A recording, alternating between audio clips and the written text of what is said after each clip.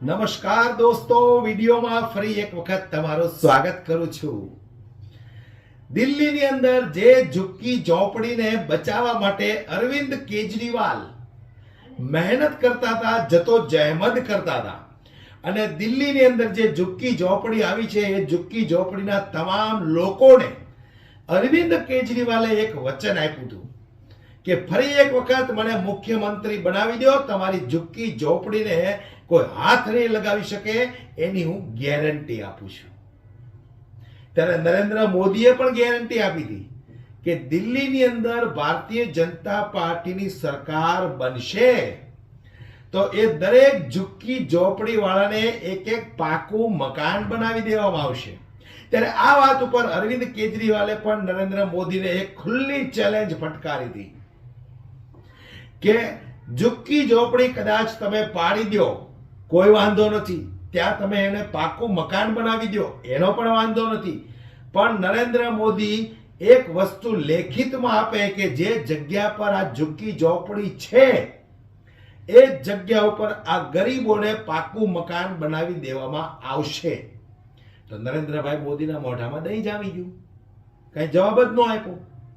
પરંતુ જે રીતે નરેન્દ્ર મોદીએ ગેરંટી આપી હતી કે દિલ્હીની અંદર ભારતીય જનતા પાર્ટીની સરકાર બનશે તો દરેક ઝુગ્ગી ઝોપડીમાં રહેતા ગરીબ લોકોને પોતાનું ઘરનું પાકું મકાન હશે. તો જેવી રીતે ભારતીય જનતા પાર્ટીની સરકાર બની અને બુલડોઝર ફરવાનું ચાલુ થઈ ગયું છે, તો બુલડોઝર તો ફરવાનું ચાલુ થઈ ગયું છે, પણ એ જગ્યા પર બુલડોઝર ફર્યા બાદ ત્યાં પાકા મકાનો બને એની કોઈ ગેરંટી છે નહીં. ત્યારે જે રીતે ત્યાં બુલડોઝર લઈ અને તંત્ર પહોંચ્યું છે એ દ્રશ્ય પણ દોસ્તો તમે જુઓ. આ જોયા પછી તમને એવું લાગે છે કે ભારતીય જનતા પાર્ટીની સરકાર અને નરેન્દ્ર મોદીની ગેરંટી આ ગરીબ લોકોને પોતાનું આ ઝૂંપડું પાડ્યું છે એ જગ્યા પર પાકું મકાન બનાવીને આપશે, કે પછી આ મોંઘા ભાવની જમીન જે રીતે અરવિંદ કેજરીવાલ કહેતા હતા એમના મિત્રો, દોસ્તો, યારોને પકડાવી દેશે, અને એ પણ સસ્તા ભાવમાં. તો અત્યારે જે રીતે આ ઝુગ્ગી ઝોપડી પર બુલડોઝર ફરવાનું ચાલુ થઈ ગયું છે, અને ત્યાર પછી મેં કીધું એમ ત્યાં મકાન બને એની કોઈ ગેરંટી નથી. ત્યારે એવી જ રીતે જે રીતે મહિલાઓને લોલીપોપ આપવામાં આવ્યો હતો કે સરકાર બનતાની સાથે જ અમે પહેલું કામ કરીશું, દરેક મહિલાના ખાતામાં 2500 રૂપિયા, તો એ કામ પણ ન કરી શક્યા. એના ઉપરથી તમને શું લાગે છે કે જેટલા વચનો આપ્યા હતા એ વચનો ભારતીય જનતા પાર્ટી દિલ્હીની અંદર પૂરા કરશે કે કેમ? હાલ તો કોઈ અણસાર દેખાતા નથી. દિલ્હીની જનતાને 27 વર્ષથી ભારતીય જનતા પાર્ટીનો અનુભવ નહોતો, પરંતુ ભારતીય જનતા પાર્ટીનો ખાસો અનુભવ જો તમારે કરવો હોય દિલ્હીની જનતાને, તો ગુજરાતની જનતાને તમારે પૂછવું પડે કે 30 વર્ષથી ગુજરાતની અંદર ભારતીય જનતા પાર્ટીની સરકાર છે, તો ગુજરાતની જનતાને શું આપ્યું 30 વર્ષની અંદર? વિચાર કરો તમે. જે જગ્યા પર 30 વર્ષથી ભારતીય જનતા પાર્ટીની સરકાર છે, તો એ ગુજરાતી ભાઈઓ બહેનોને 1 રૂપિયો પણ ક્યારેય સરકારે આપ્યો નથી.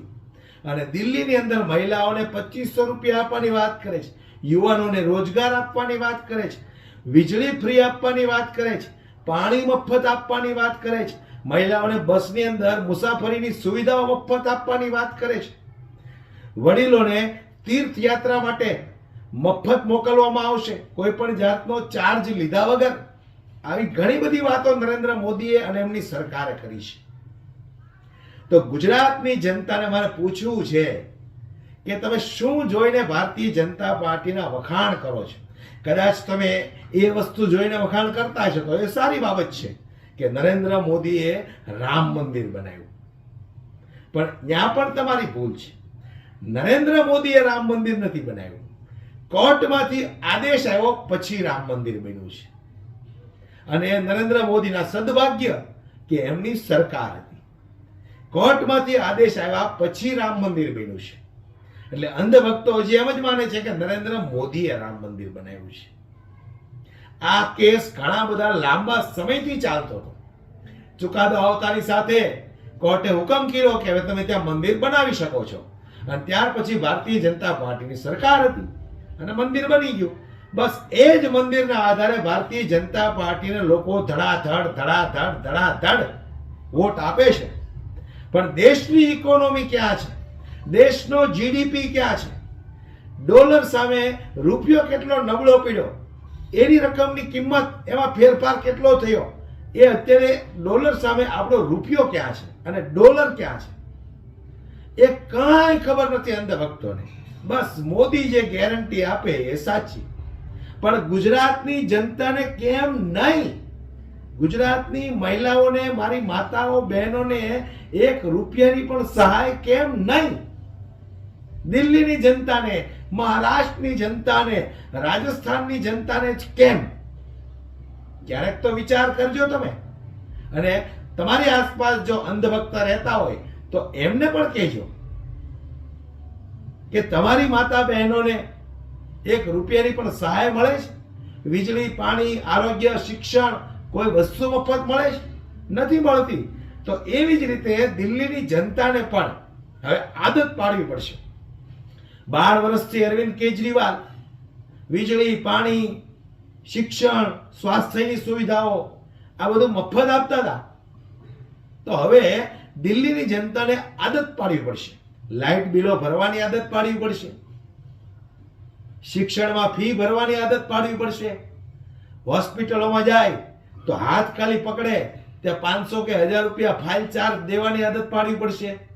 કારણ કે મને નથી લાગતું કે આ ભારતીય જનતા પાર્ટીએ જેટલા વચનો આપ્યા હતા એમાંથી 10% પણ પૂરા થાય. કેમ કે પહેલો દાખલો તમે જોઈ લીધો. મુખ્યમંત્રી બનતાની સાથે જ પહેલું કામ નરેન્દ્ર મોદીએ કીધું હતું કે દરેક મહિલાના ખાતામાં 2500 રૂપિયા આવશે. અને મુખ્યમંત્રીએ શું જાહેરાત કરી?